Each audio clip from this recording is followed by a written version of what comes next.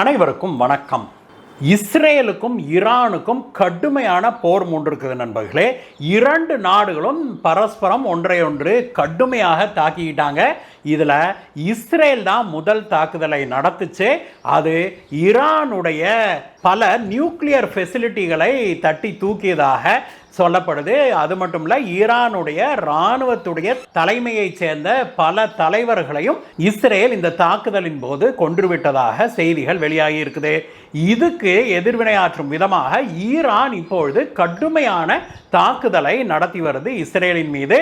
இதுக்கும் ஈரானுக்கும் இஸ்ரேலுக்கும் நடுவில் இரண்டு நாடுகள் இருக்குது. நம்ம மாதிரி இந்தியா பாகிஸ்தான் மாதிரி அடுத்தடுத்த அண்டை நாடுகள் அல்ல. இவங்க ஒரே எல்லை இல்லை, அவங்களுக்கு நடுவில் இரண்டு நாடுகள் இருக்குது. அப்போ அந்த ரெண்டு நாட்டையும் தாண்டி இந்த நாடுகள் இரண்டும், ஈரானும் இஸ்ரேலும் சண்டை போட்டுக்கிட்டு இருக்கிறாங்க அப்படிங்கிறத நம்ம பார்க்க முடியுது நண்பர்களே. இந்த இஸ்ரேல் ஈரான் போர் தான் இப்பொழுது உலகத்தினுடைய மிகப்பெரிய கவலையாக வெடிந்திருக்குது. அந்த விஷயத்தை பற்றி பார்க்கலாம். அதற்கு பிறகு இந்தியாவில் அகமதாபாத்தில் பிளேன் கிராஷ் நடந்ததில் அதை பற்றிய ஒரு லேட்டஸ்ட் அப்டேட் ஒன்று கடைசியாக பார்க்கலாம் நண்பர்களே.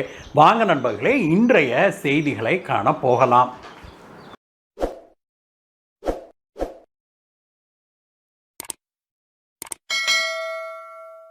பல தசாப்தங்களாக ஈரானும் இஸ்ரேலும் கடுமையான எதிரிகள் அப்படிங்கிறது நம்ம எல்லாத்துக்குமே தெரியும். இன்னும் சொல்ல போனால் இந்த முஸ்லிம் நாட்டை சேர்ந்தவர்கள் எல்லாருமே தங்களுடைய மிகப்பெரிய எதிரியாக அந்த பிராந்தியத்தில் உலகம் முழுவதும் இருக்கிறவங்க மிகப்பெரிய எதிரியாக அவங்க பார்க்கறது யாரை அப்படின்னா அது இஸ்ரேலை தான். அதற்கு பண்டைய காலத்தில் யூதர்களுக்கும் இஸ்லாமியர்களுக்கும் ஏற்பட்ட காலமான மோதலை நாம் புரிஞ்சு கொள்ள வேணும். அந்த சரித்திரம் இன்னும் தொடர்ந்து கொண்டு இருக்குது அப்படின்னு தான் சொல்லணும். அந்த வரிசையில் தான் இஸ்ரேலை எப்படியாவது முடித்து கட்டிட வேணும், இஸ்ரேலுங்கிற ஒரு நாடே இருக்கக்கூடாது அப்படிங்கிற மாதிரி ஈரானுடைய கோட்பாடே அமைஞ்சிருக்குது அப்படிங்கிற பார்க்குறோம். அதனால தான் இஸ்ரேலை ஒட்டி தனக்கு ஒரு காமன் பார்டர் இல்லைன்னா கூட இஸ்ரேலை ஒட்டி இருக்கிற நாடுகளில் எல்லாம் தீவிரவாதத்தை தூண்டிவிட்டு பார்த்தீங்கன்னா, பாலஸ்தீனத்தில் முந்தி பாலஸ்தீன் லிபரேஷன் ஆர்கனைசேஷன் இருந்தது இந்த பக்கம் வெஸ்ட் பேங்க்ல இல்லையா. இன்றைக்கு அவர்கள் கூட கொஞ்சம் அமைதியாக போகிறாங்க. ஆனால் இந்த பக்கம் காசாவில் இருக்கிற அந்த ஹமாஸ் தீவிரவாதிகள் பார்த்தோம் அப்படின்னா அவங்க முழுக்க இந்த ஈரானுடைய கண்ட்ரோலில் இருக்கிற ஆட்கள் தான். ஈரானுடைய ஃபண்டிங் தான் இந்த ஹமாஸுக்கு வருது அப்படிங்கிறது தெரியும்.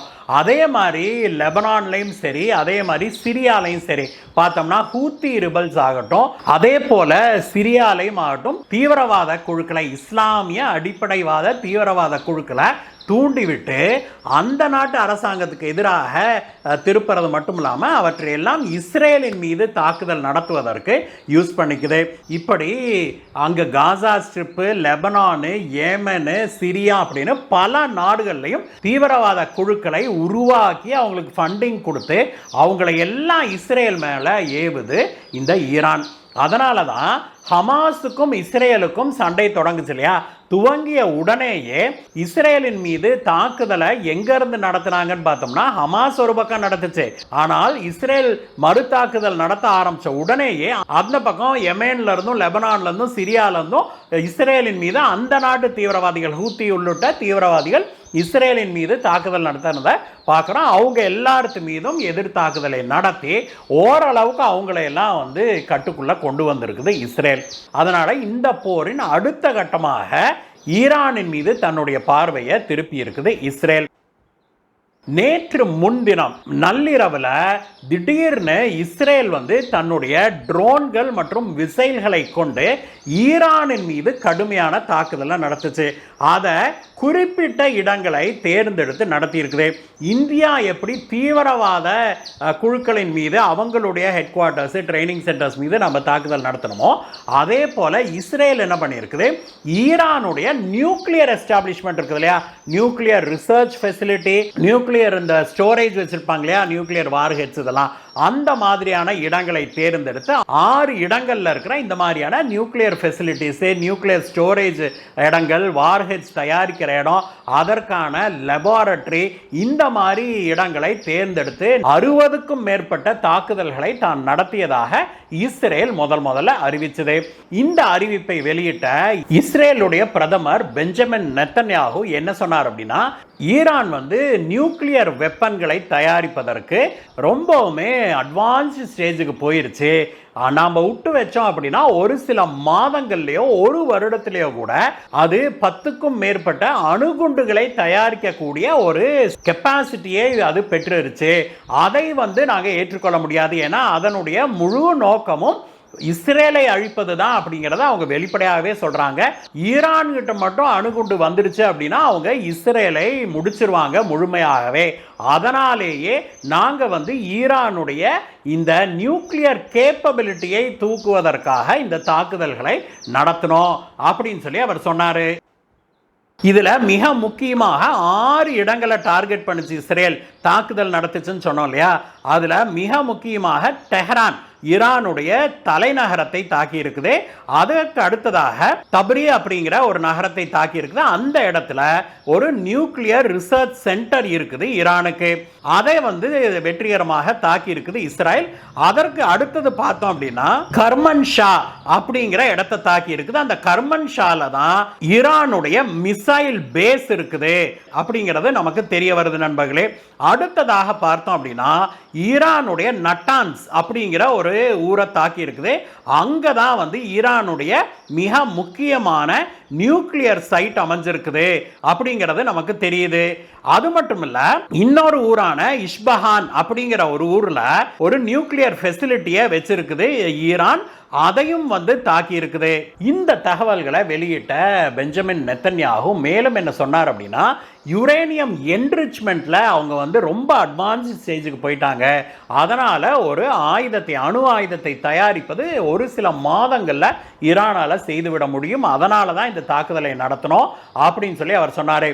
மேலும் அவர் என்ன சொன்னார்னா, இந்த தாக்குதல்ல பல முக்கியமான ராணுவ தலைவர்களும் 2 முக்கியமான நியூக்ளியர் சயின்டிஸ்டுகளும் கொல்லப்பட்டிருக்கிறாங்க அப்படின்னு சொல்லி அவர் அறிவிச்சாரு. IRGC அப்படின்னு அழைக்கப்படுகிற இஸ்லாமிக் ரெவல்யூஷனரி கார்ட் கார்ப்ஸ் அப்படிங்கிற ஈரானுடைய மிக முக்கியமான ஒரு ராணுவ அமைப்பின் மீது கடுமையான தாக்குதலை நடத்தி இருக்குது இஸ்ரேல். அந்த தாக்குதல்ல இந்த IRGC உடைய தலைவரான மேஜர் ஜெனரல் ஹுசைன் சலாமி அப்படிங்கிறவர் கொல்லப்பட்டிருக்கிறாரு. இவர் சுமார் 6 வருடங்களுக்கு முன்பு இந்த பதவிக்கு நியமிக்கப்பட்டாரு. இவர் தொடர்ந்து அமெரிக்காவையும் இஸ்ரேலையும் மிரட்டிக்கிட்டே வந்தவர் அப்படிங்கிறதையும் நாம குறிப்பிட வேணும் நண்பர்களே. இதற்கு அடுத்தபடியாக பார்த்தோம் அப்படின்னா ஈரானுடைய ஆர்ம்டு ஃபோர்ஸஸ் உடைய சீஃப் தலைவராக இருந்த ஜெனரல் முகமது பிரேரி அப்படிங்கிறவரையும் கொண்டிருக்கிறாங்க.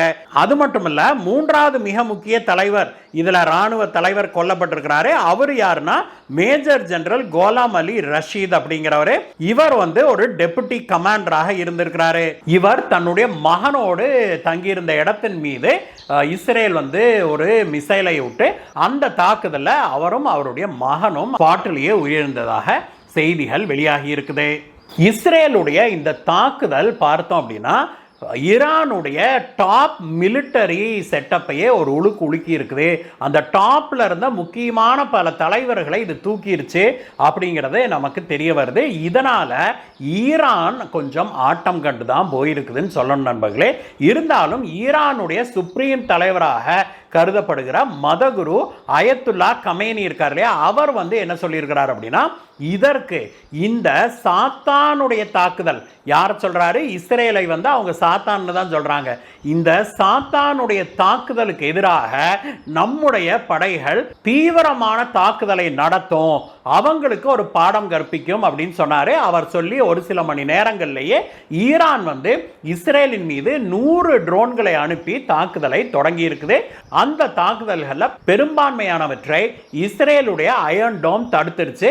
இருந்தாலும் கூட ஒரு பாலிஸ்டிக் மிசைல் இஸ்ரேலுடைய தலைநகரான டெல் அவீவின் மீது விழுந்ததை செய்திகள் சொல்லுது. அது மட்டுமல்ல, இஸ்ரேலுடைய 2 விமானங்களை, ஒரு F-35 மற்றும் ஒரு F-16 ஆகிய விமானங்களை, இது எல்லாமே அமெரிக்கா தயாரிக்கிற விமானங்கள், இந்த 2 விமானங்களை சுட்டு வீழ்த்தியதாக ஈரான் சொல்லியிருக்குது நண்பர்களே. இது ஒரு பெரிய லாஸாக தான் கருதப்படும். இதற்கு முன்பு இஸ்ரேல் இந்த தாக்குதலை முறையாக நடந்துச்சு இல்லையா, அப்போ 200க்கும் மேற்பட்ட போர் விமானங்களை இஸ்ரேல் ஈரானை நோக்கி அனுப்பி அதன் மீது தாக்குதல் நடத்தியிருக்குது. எப்படிங்க சார், ஈரானில் எந்த ரேடாருமே ஒர்க் ஆகலையா, கண்காணிப்பே இல்லையா அப்படின்னு கேட்டிங்கன்னா, இதற்கு தான் பெஞ்சமின் நெத்தன்யாகு அவர்கள் விளக்கம் கொடுத்திருக்காரு. அவர் என்ன சொன்னார்னா, இது ரொம்ப நாளாக திட்டமிடப்பட்ட ஒரு தாக்குதல். இதற்கு நாங்கள் தரை மார்க்கமாக ஈரானுக்குள்ள எங்களுடைய ஏஜென்ட்ஸ் மொசாட் இருக்குதுல்ல, அவங்களுடைய இப்போ இந்தியாவுக்கு ரா அமைப்பு இருக்க மாதிரி அவங்களுடைய உளவு அமைப்பு வேறு மொசாடு. அது உலகத்திலேயே ரொம்பவுமே பவர்ஃபுல்லான அமைப்புகளில் ஒன்றுன்னு சொல்லப்படுது. அந்த மொசாடுடைய ஆட்கள் ஈரானுக்குள்ள ஊடுருவி அங்கே உள்ளுக்குள்ளே இருந்து ட்ரோன்களை இதையும் விட்டு இந்த ரேடார்களை ஆக்டிவேட் பண்ணி திசை திருப்பி இருக்கிறாங்க அப்படின்னும், அதை வைத்து அடையாளம் கண்டுகொண்டு அதற்கு பிறகு அங்கே லோக்கல் தாக்குதலின் மீது தன்னுடைய ரேடார்களை எல்லாம் ஃபோக்கஸ் பண்ணியிருந்தது ஈரான். அந்த சமயத்தில் தங்களுடைய விமானங்களை அனுப்பி ஈரானின் மீது வெற்றிகரமான தாக்குதலை தாங்கள் நடத்தியதாக பெஞ்சமின் நெத்தன்யாகு சொல்லியிருக்கிறாரு. ஆனால் இந்த போர் இதோட முடிஞ்சிரும் அப்படிங்கிறது இல்லை நண்பர்களே. இப்போ இஸ்ரேல் ஒரு தாக்குதல் நடத்திய பிறகு 3 முறை ஈரான் தாக்குதல் நடத்தி இருக்குது இஸ்ரேலின் மீது.